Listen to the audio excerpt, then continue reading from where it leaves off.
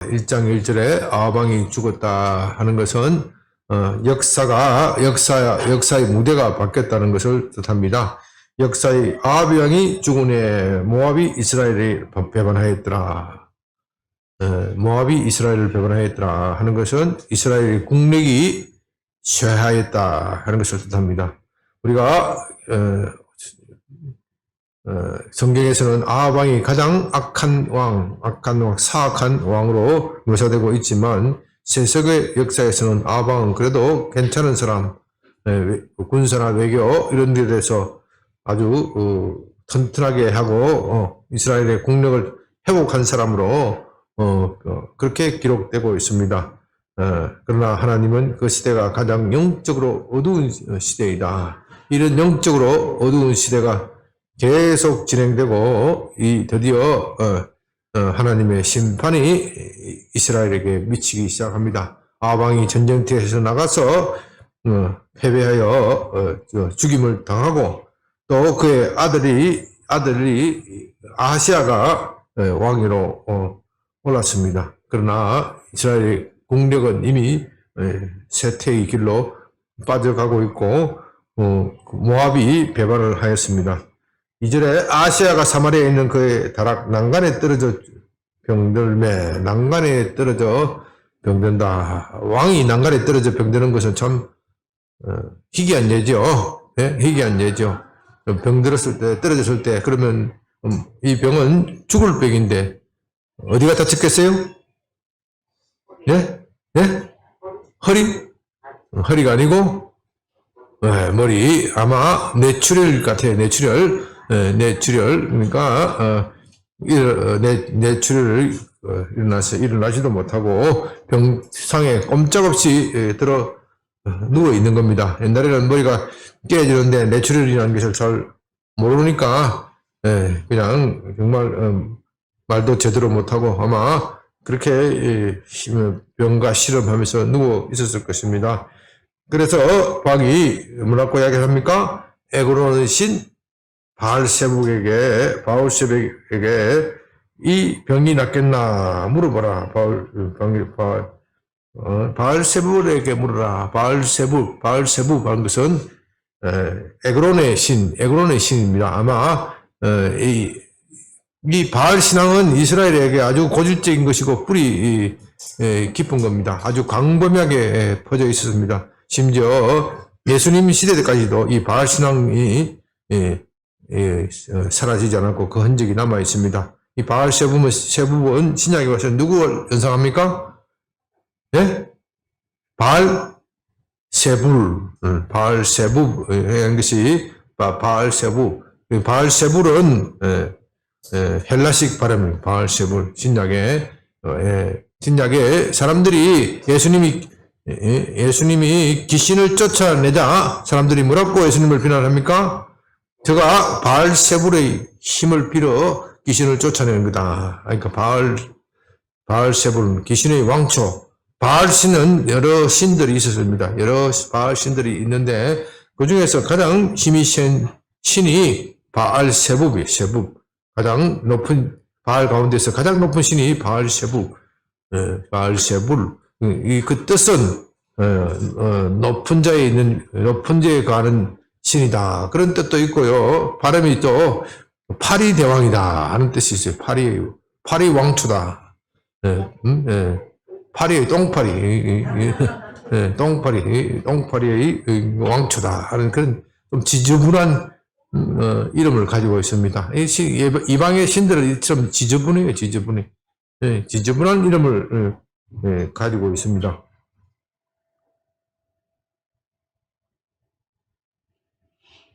만일 아하시아가 병이 들어서 죽을 병이 들었으면은 물어본다면 누구에게 물어봐야 되겠어요? 하나님께 물어봐야 되는데 그는 하나님에 대한 신앙이 버렸기 때문에 바알세북 귀신의 왕초에게 물어보고 있습니다. 그런데 이 왕의 사자가 바알세북에게 가서 아마 그 시대에 가장 효험이 있고 가장 예언을 잘한다 하는 그 신 바알세북에게 물어보러 갔을 때 엘리야, 하나님의 사자, 여호와의 사자 엘리야가 나타납니다. 너는 하나님께서 말씀하십니다. 이스라엘 사마리아의 왕 사자를 만나 말하라. 이스라엘의 하나님이 없어서 너희가 에그론의 신 바알세불에게 물으러 가느냐. 오늘 말씀의 1장의 말씀의 핵심적인 말씀입니다. 이스라엘의 하나님이 없어서 너희가 에그론의 신 바알세불에게 물으러 가느냐. 이 말씀이 1장에 3번이나 되풀이 됩니다.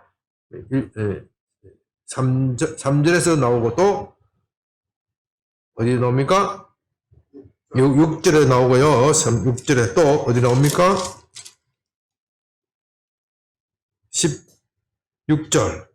16절 이스라엘에 그의 말을 물을 만한 하나님이 안 계시느냐.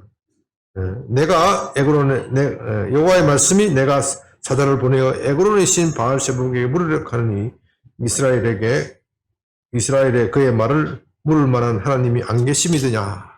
하나님은 이스라엘에 계십니다. 이스라엘의 하나님이십니다. 불구하고 그들은 마치 이스라엘에 하나님이 안 계신 것처럼 행동을 하고 하나님이 안 계신 것처럼 우상에게 물어보느냐. 이것이 하나님을 얼마나 불쾌하게 만드는지 모릅니다. 하나님은 진짜 정말로 진노하십니다. 사람이 옆에 있는데도 그 사람이 없는 것처럼 그 사람을 비방하면 얼마나 그게 모독스럽습니까? 그렇죠? 부모님이 옆에 계신데도 부모님이 같이 없는 것처럼 자기들끼리 짜장면 시켜 먹고 짬뽕 시켜 먹고 맛있는 거 먹으면 부모님이 얼마나 화가 나겠어요. 옆에 계신데도 불구하고. 그러면 안 되는 거예요. 그와 같이 하나님이 이스라엘의 하나님이 계신데도 불구하고 마치 하나님이 안 계신 것처럼 우상에게 물어보니 하나님이 진노하셨단 말입니다. 그래서 엘리야를 보내어 하나님의 심판을 말하는 겁니다. 4절 그러므로 여호와의 말씀이 내가 올라간 침상에서 내려오지 못할지라 내가 반드시 죽으리라. 반드시 죽게 될 것이다.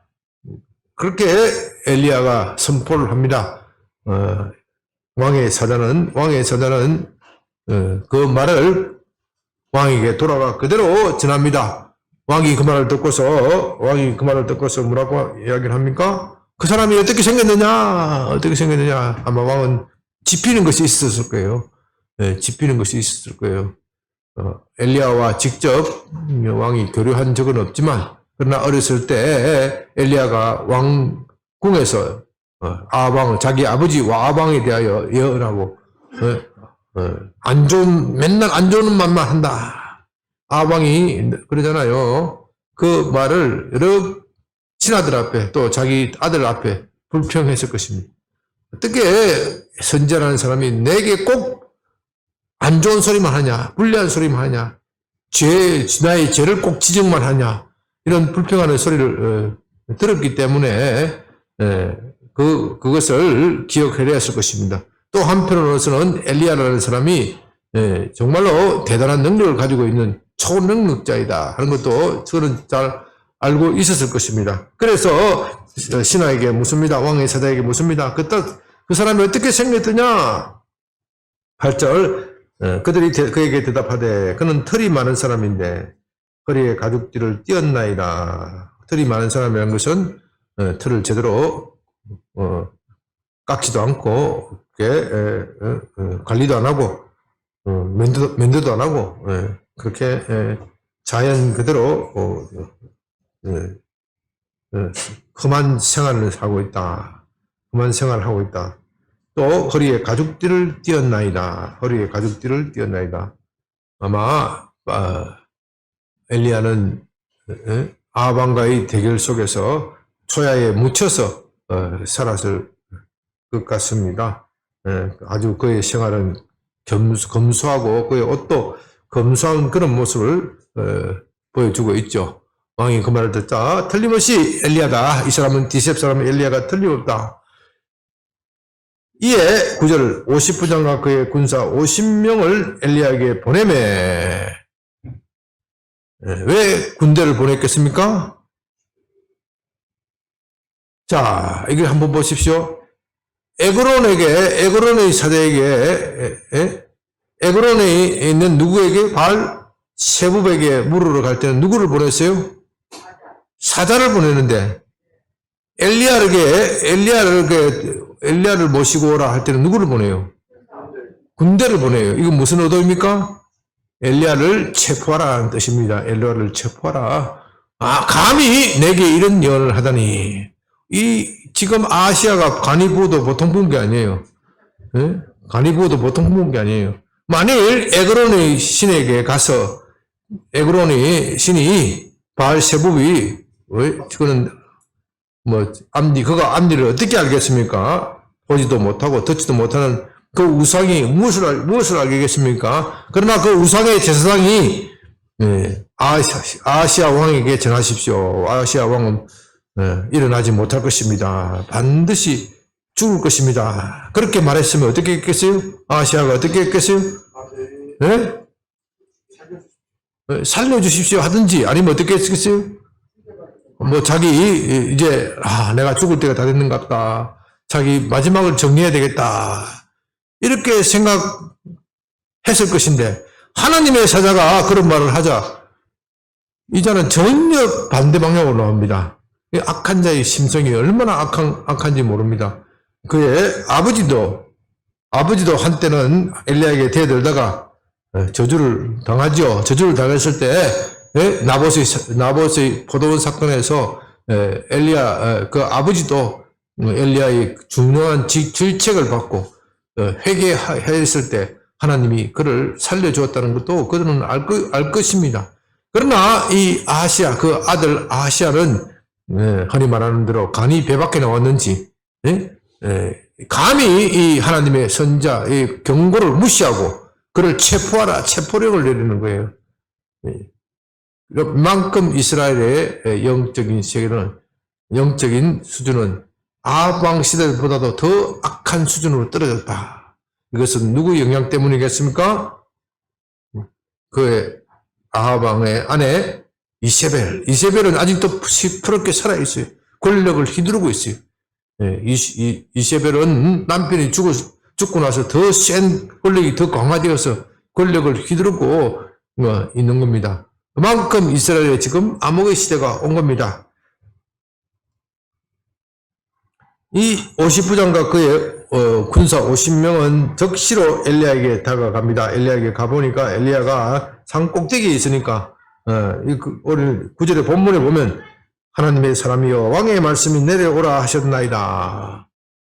이렇게 점잖게 되어 있지만 사실은 왕명을 받들어라 하는 거예요. 왕명을 우리말로 뭐라 그래요? 어명이요 하듯이 왕명을 받으시오. 그러니까 엘리야가 그 보냄을 받은 그 사자들을 심판을 합니다. 그래서 이 군사에 대한 심판은 곧 아시아 왕에 대한 심판이죠. 내가 만일 하나님의 사람이면 불이 하늘에서 내려와 너와 너의 50명을 살을지로다. 그러니까 불이 하늘에서 거적시로 내려와서 군사 50명을 다 불살라 버렸습니다. 과연 엘리야는 불의 사자입니다. 불로 시작해서 불로 끝나는 또 그가 성천할 때는 또 뭘 타고 올라가요? 불병거를 타고 과연 불의 사자입니다. 그는 이스라엘의 심판을 예언하고 심판을 시행하는 그런 사자입니다. 만일 아시아 왕이 그 말을 듣고 회개하고 내가 정말로 잘못했다 하면은 그의 아버지 아왕 때처럼 겸비하였더라면 하나님께서 그를 살려주셨을 것입니다. 하나님께서 아시아가 죽으리라 하는 말씀을 하신 것은 아시아가 죽는 것이 하나님의 원하시는 기뻐하시는 뜻이 아니고 네가 이 경고를 듣고서 회개하라는 뜻입니다. 그러나 아시아는 회개하지 않습니다. 군사 50명이 죽는 것을 보고도 회개하지 않습니다. 회개하지 않습니다. 하나님은 끝까지 아시아를 회개하도록 기다리고 계시죠. 왕이 다시 그만한 마음을 꺾지 않고 다시 50부장과 그의 군사 50명을 엘리야에게 보냅니다. 그 사람도 역시 어명이요 하는 식으로 엘리야를 체포하려고 하였습니다. 엘리야가 그에게 대답합니다. 내가 만일 하나님의 사람이거든 하늘에서 불이 내려와 너와 내 50명을 불살라 버리겠다. 불살 것이다. 그 적시로 불이 나와서 그들을 다 불살랐습니다. 그 정도가 되었으면 아시아 정말 항복해야 될 거 아닙니까? 이 악한 왕은 그래도 회개치 않습니다. 세 번째로 또 군사를 보냅니다. 누가 이기나 하는 시기죠. 셋째로 보냄을 받은 세 번째 이 50부장은 참 현명했던 것 같습니다. 앞에 두 사람이 불에 떨어져 불로 심판을 받고 죽어 나가는 것을 들었을 것입니다. 아니면 또 그 앞에 두 무더기 시체 50명 있는 것을 보았을 것입니다. 왜 두 군대나 보냈는데 돌아오지 않았고 궁금했을 것입니다. 아마 그런 조사를 했을 거겠죠. 앞에 사람이 있다. 엘리야에게 불이 내려와서 죽었다는 소리를 듣고 그런 정말로 엘리야에게 간청을 합니다. 무릎을 꿇고 간청을 합니다. 어명이여 소리를 하지 않아요. 간청을 하고 나의 생명과 당신의 종인 이 50명의 생명을 당신은 기이 보소서. 그렇게 간청을 하니까 엘리야가 그의 말을 들어주고 그들을 살려주고 그들과 함께 왕궁으로 갑니다. 이것을 보면요, 하나님의 기뻐하신 하나님의 뜻은 그들을 죽이는 것이 아니라 그들이 하나님 앞에 나와서 겸손하게 하나님의 은혜를 구하는 그것입니다. 그러나 이스라엘은 아합과 이세벨의 영향을 받은 이스라엘 왕은 회개치 않고 하나님의 앞에 뻣뻣한 목을 그대로 굽히지 않습니다. 엘리야가 왕에게 가서 말합니다. 16절 여호와의 말씀이 내가 사자를 보내 에그론의 신 바알세불에게 물으니 하니 이스라엘에 그 말을 물을 만한 하나님이 안 계심이더냐. 그러므로 내가 올라간 그 침상에서 내려오지 못할지라 내가 반드시 죽으리라 하셨다 하라. 참 이렇게 마지막 세 번째가 아니라 몇 번째 될지도 모르겠어요. 정말 여러 차례를 기회를 주었지만 아하시아는 끝내 회개치 않습니다. 이스라엘에 하나님이 안 계신 것처럼 행동을 합니다. 참으로 슬픈 일은 17절에 왕이 엘리야가 전한 여호와의 말씀대로 죽어버리고 그가 아들이 없으므로 여호람이 그를 대신하여 왕이 되었다. 참 슬픈 이야기. 아하시아가 행한 그 남은 사적은 모두 이스라엘 왕 역대지락에 기록되지 않느냐. 참 이 슬픈 이야기를 가지고 좀 우리의 현실을 둘러보면서 좀 적용했으면 좋겠습니다. 정말 우리 삶 속에서 하나님이 살아계시고 나의 하나님이 되시고 나와 동행하고 계신 것을 확신하면서 그렇게 살아가고 있는 것인지 아니면 하나님이 마치 안 계신 것처럼 우리가 그렇게 행동하는 것인지 한번 좀 생각해 봐야 합니다. 하나님이 우리 가운데 계신데도 불구하고 하나님께서 안 계신 것처럼 행동하면 그건 하나님을 불쾌하게 만드는 거예요. 불쾌함. 하나님 앞에서 하는 말이 있죠. 코람데오 하나님 앞에서 우리는 늘 하나님 앞에서 삶을 살아야 합니다. 그렇지 않고 우리 삶 속에서 하나님이 안 계신 것처럼 행동하면 그건 하나님을 불쾌하게 만드는 겁니다. 오늘날 이 세상은 하나님이 안 계신 것처럼 옛사로 행동해야 합니다. 우리 그리스도인들은 또 한편으로는 이 엘리야와 같은 좀 능력이 있었으면 좋겠습니다. 엘리야와 같은 능력, 살아계신 하나님이 내 삶 속에서 나타나고 정말 이 악한 세상에서 하나님의 말씀을 그대로 전하고 하나님 말씀대로 좀 능력이 나타나고 그렇다고 불이 떨어져 누가 망했으면 좀 그런 건 좀 심하겠죠. 그러지는 않을지라도 정말 이 악한 일을 하는 세상에 대해서 하나님의 심판도 가끔은 나타나야 됩니다. 그래서 우리가 요한계시록에도 있지만 하나님의 심판, 하나님 언제 공의를 실현하십니까? 순교한 영혼들이 하나님께 부르진다고 그랬잖아요. 우리가 이 교회가 부당하게 압박을 받고 세상이 얼마나 악합니까? 악합니까? 이 성경에 있는 하나님의 말씀을 정면으로 부인하고 정면으로 부인하는 그것이 마치 가장 좋고 가장 이상적인 삶을 사는 것이다. 그렇게 사람들을 가르치는 사상들이 얼마나 많이 퍼져 있습니까? 동성애라든지 이런 정말 회개망측한 일들을 찬양을 하면서 그것이 가장 행복하고 즐거운 일이다. 그렇게 하는 것은 하나님을 부인하는 행위, 하나님이 부인하는 행위. 특히 기독교라는 이름, 기독교의 이름으로 그런 사상을 말하고 그런 주장을 하는 사람들이 있어요. 그들은 정말 하나님을 무시하는 거예요. 하나님이 분명히 성경에 그렇게 말씀하셨는데도 불구하고 그건 하나님이 성경이 틀렸다. 아니면 성경을 달리 해석해야 된다.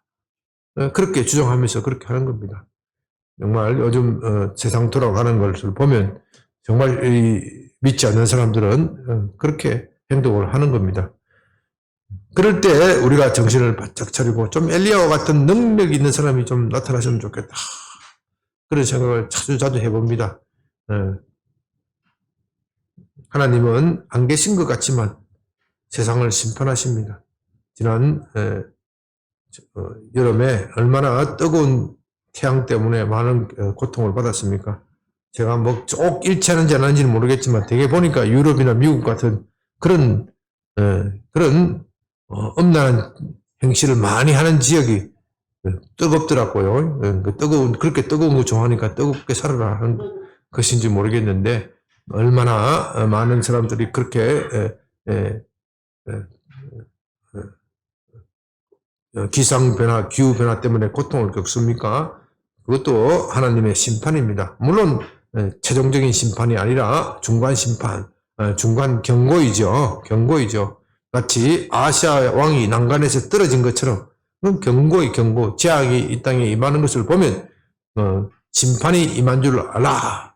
주님이 말씀하신 것들이 이런 모든 재앙이 너에게 임한 것을 보거든 인자가 올 때가 가까운 줄로 알라. 그 말씀입니다. 우리가 오늘 본 말씀을 생각하면서 주여 이 세상이 정말로 하나님이 없는 것처럼 행동합니다. 우리가 이 세상에 엘리야처럼 살아계신 하나님을 좀 보여주었으면 좋겠습니다. 우리는 능력이 없습니다. 우리는 부족합니다. 우리는 아무것도 할 수 없습니다. 그러나 하나님의 능력이 나타나시면 하늘에 불이 내려 난 것처럼 우리 삶 가운데, 우리의 교회 가운데, 우리의 말씀 전하는 가운데 살아계신 하나님의 능력이 나타나서 저들이 살아계신 하나님을 보게 될 것입니다. 교회가 이처럼 힘이 있어야 돼요. 교회는 힘이 있어야 돼요. 세상 속에 있는 교회는 힘이 없으면 안 돼요. 하나님이요, 그런 불의 능력을 우리에게 주옵소서. 초대교회에서 주셨던 그 불의 능력이 우리에게로 나타나게 해 주시옵소서. 그래야 우리가 사명 감당할 수 있겠습니다. 다 같이 한번 주여 한번 크게 부르고 기도합니다.